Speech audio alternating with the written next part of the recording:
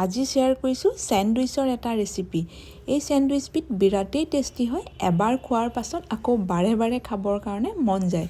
সপ্তাহত মই এইবিধ স্যান্ডউইচ প্ৰায় দুবাৰ বনাবই লাগে।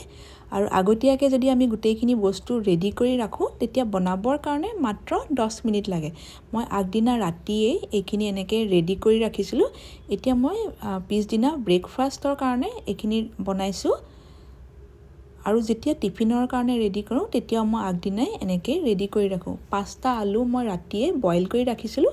আলু 5টা পিটিকি ল'ম। ধনিয়াৰ চাটনিখিনিও মই ৰাতিয়ে এনেকৈ ৰেডি কৰি ৰাখিছিলোঁ। ইয়াতে ধনিয়া, জলকীয়া, আদা, নহৰু আৰু অকণমান আছে ইয়াতে বিলাহী। লগতে মই ইয়াত পাচলিৰ ভিতৰত ব্যৱহাৰ কৰিছোঁ মিহি মিহিকৈ কাটি লোৱা এটা কেপচিকাম। আপোনালোকে পাচলি নিজৰ পচন্দ অনুসৰি ইয়াতে দিব পাৰে। গাজৰ দিব পাৰে, বিলাহী দিব পাৰে বা ইয়াতে পনীৰো ব্যৱহাৰ কৰিব পাৰে। আজি মই অকল আলু আৰু কেপচিকামেই বনাইছোঁ। কেতিয়াবা ইয়াতে মই চিকেন নহ'লে আলু বা ডিম ফ্ৰাই কৰি তেনেকৈও দি দিওঁ স্যান্ডউইচৰ ভিতৰত।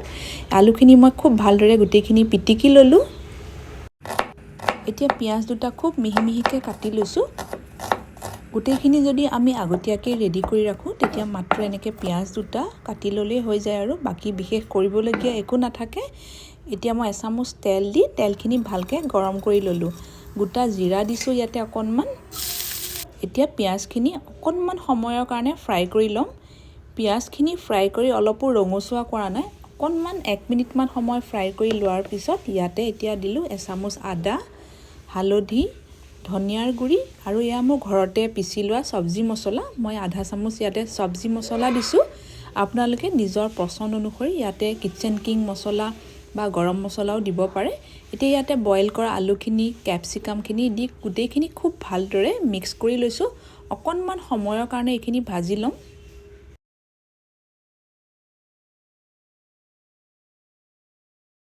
এই গোটেইখিনি প্ৰায় 2 মিনিটমান সময় ভাজি ল'লেই হ'ব। ভালদৰে গোটেইখিনি মিক্স কৰি ভাজি লোৱাৰ পিছত ইয়াতে এতিয়া সোৱাদ অনুসৰি মই নিমখ দিছোঁ। অলপমান দিছোঁ ইয়াতে চাট মছলা আৰু ইয়াতে মই জলকীয়া বেলেগকৈ দিয়া নাই, আধা চামুচ দিছোঁ চিলি ফ্লেক্স। চিলি ফ্লেক্স নাথাকিলে আপোনালোকে জলকীয়া গুড়ি দিব পাৰে বা কেঁচা জলকীয়া সৰু সৰুকৈ কাটিও দিব পাৰে। এতিয়া গোটেইখিনি ভালদৰে মিক্স কৰি একেবাৰে লাষ্টত ধনিয়াৰ পাত দি ঠাণ্ডা হ'বৰ কাৰণে নমাই ৰাখিলোঁ। আৰু লাগিব আমাক অলপমান কেচাপ আৰু 4 পিচ ব্ৰেড মই ৰাতিয়ে অকণমান বাটাৰ দি সেকি ৰাখিছিলোঁ। অকণমান ৰঙচুৱা হোৱাকৈ এনেকৈ সেকি ৰাখিছিলোঁ।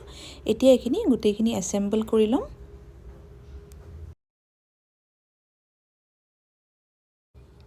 এতিয়া প্ৰথমতে দুখন ব্ৰেডত যিখিনি আমি ধনিয়াৰ চাটনি আগতে ৰেডি কৰি ৰাখিছিলোঁ খুব ভালদৰে ধনিয়াৰ চাটনিখিনি স্প্ৰেড কৰি লৈছোঁ। অলপ বেছিকৈ ধনিয়াখিনি এনেকৈ দি বহলাই ল'ব। তেতিয়া এনেকৈ অলপমান ধনিয়াৰ চাটনি যেতিয়া স্যান্ডউইচত দিয়া হয় তেতিয়া স্যান্ডউইচৰ টেষ্টটো খুব বেছি ভাল লাগে। আৰু যদি আপোনালোকৰ ধনিয়াৰ চাটনি বনাবৰ কাৰণে সময় নহয় তেতিয়া ইয়াৰ সলনি মেয়নিজ ব্যৱহাৰ কৰিব পাৰে বা মেয়নিজৰ সলনিও অকল টমেটো কেচাপ বা বাটাৰ দিও তেনেকৈও লগাব পাৰে। খুব ভালদৰে ধনিয়াৰ চাটনিখিনি লগাই লোৱাৰ পিছত বাকী দুখন ব্ৰেডত বাটাৰ দি ভালকৈ বহলাই ল'লোঁ। এতিয়া ইয়াতে আকৌ এচামুচকৈ কেচাপ দি খুব ভালদৰে চাৰিওফালে লাগাকৈ সানি ল'লোঁ। এতিয়া অলপ বেছিকৈ ইয়াতে যিখিনি আমি আলুৰ মছলা ৰেডি কৰি ৰাখিছিলোঁ সেইখিনি দিলোঁ। ওপৰত অকণমান চাট মছলা দিছোঁ আৰু ইয়াতে মই অলপমান এয়া চীজ দিছোঁ। চীজ দিয়াটো সম্পূৰ্ণ অপশ্যনেল হয়। যদি আপোনালোকে টেষ্টটো ভাল পায় দিব।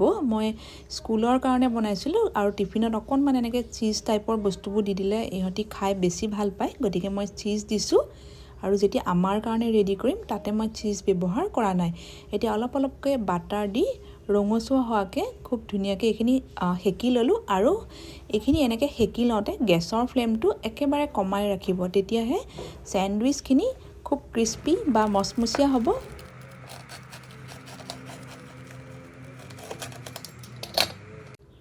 এনেকৈ বনালেই খুব ক্ৰিস্পি বা মচমচীয়া হয় আৰু বহুত বেছি সময়লৈকে স্যান্ডউইচ কেইপিচ মচমচীয়া হৈ থাকে। তেতিয়া টিফিনত দিলে খাবলৈ ভাল হয়। আশা কৰিছোঁ আপোনালোকে আজিৰ এই ৰেচিপিটো চাই ভাল পালে। ৰেচিপিটো যদি চাই ভাল পাইছে ভিডিঅ'টোত এটা লাইক কৰিব, পাৰিলে শ্বেয়াৰো কৰি দিব। আৰু নতুন ৰেচিপিৰ ন'টিফিকেশ্যনবিলাক পাই থাকিবৰ কাৰণে চেনেলটো ছাবস্ক্ৰাইব কৰি ৰাখিব। আৰু শেষত ৰেচিপিটো চোৱাৰ কাৰণে আপোনালোকক বহুত ধন্যবাদ জনাইছোঁ।